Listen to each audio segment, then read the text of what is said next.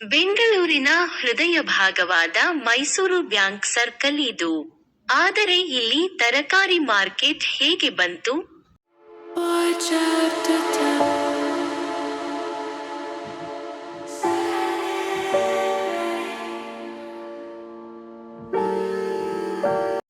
This is Mysore Bank Circle, the heart of Bangalore.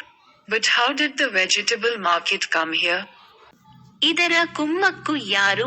ಸಂಬಂಧಪಟ್ಟವರು ಇತ್ತ ಕಡೆ ಗಮನ ಹರಿಸಿ, ವಾಹನ ಸಂಚಾರಕ್ಕೆ ಅನುಕೂಲ ಮಾಡಿಕೊಡುವರೇ?